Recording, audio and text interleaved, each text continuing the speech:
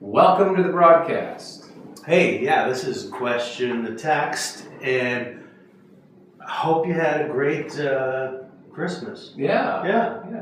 Did Jesus get born where you were? Yeah. Where are we now? I think this is Christmas 1A. Yeah, Welcome.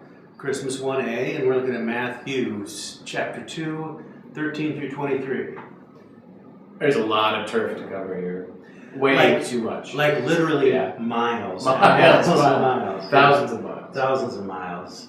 Yeah, I mean, it's like, and a lot of dreams. Dreams. Like Joseph's sleeping all the time. Like, how's he having all these? There's like 3 dreams in this text. Yeah. So what do we got? Yeah.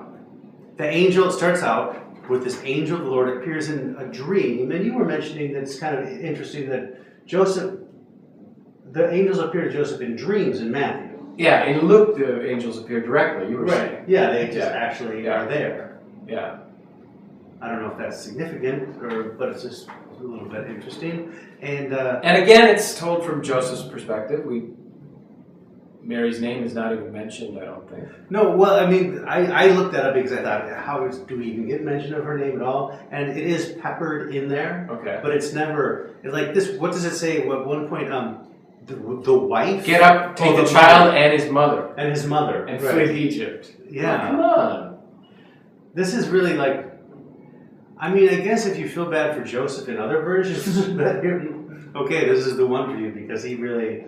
He's the star. He's the one God is talking to. Yeah. Through the angels. Dreams. Through the dreams all the time. And telling him to move places, go places, hide the kid. Yeah.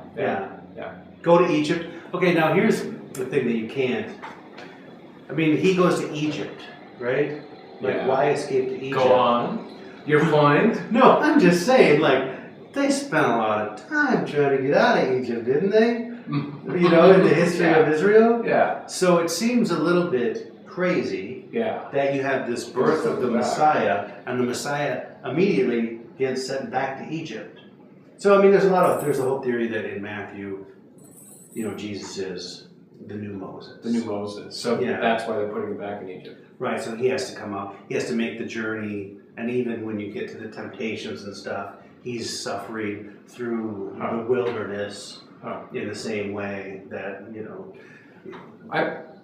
I like to think that it's also saying something about the new relationship with the Egyptians. That, like, since Rome becomes the new Egypt, maybe the old Egypt gets a little friendlier. Well, I think that's something there that I think is just kind of striking.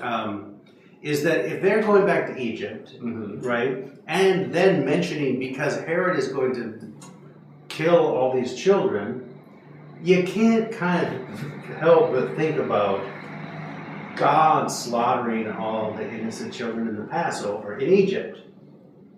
And if we recognize that now, that allusion is not going to be lost on the original hearers. And I like to think like this, Aviva Gottlieb Zornberg, this Torah scholar, and many of the ancient rabbis, which I like to say but only know them through her, say that there is always this, there might be these ugly things in our history or the history of Israel or our people or in the Torah history that we want to hide, but the text doesn't let us hide it. That it bubbles back up. So all the voices of all these Egyptian children who were slaughtered, even as we're celebrating this Messiah, we cannot but help. The text reminds us of the innocence. Reminds us of the innocence. Brings them back to life. That brings them back to life, And so I think like you were saying about maybe there is some reconciling move towards Egypt there, or the slaughter. I mean, it's kind of a beautiful thing that we are reminded that this, like, there's tension here. We can't just go like, we won, right? No, a lot of, there's a lot of suffering, and even in our celebration of the birth of a child, the text won't let us forget. We're steeped in this violence. And the text won't let us forget those voices. So that's a hard one. That's a hard one. But a good one. And I mean, kind of an amazing thing to preach Easter 1. Christmas 1. An amazing thing to preach Christmas 1. Yeah.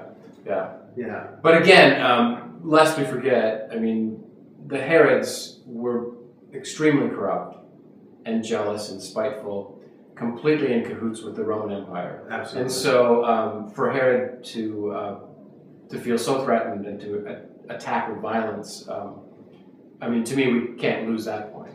I mean, this was a really phony Jewish king, and for us to talk about this very real violence in the world under the Roman Empire, I think is important in setting up the Jesus story. Jesus, not just as a personal Messiah, but no, but Jesus is actually born into this world of violence. Exactly. Yeah. Exactly. Yeah. And I think like an amazing way to sort of begin our journey even now, which we do at the beginning of Christmas to Easter, is to begin to see this journey where Jesus undoes this world of violence. Yeah, that exposes Jesus is born into. Yeah. And undoes it. Yeah. Which we hope is our hope, is what is going on in these texts. It's a story we can tell ourselves. Okay, well, thanks. Tell us how you preach. Yes.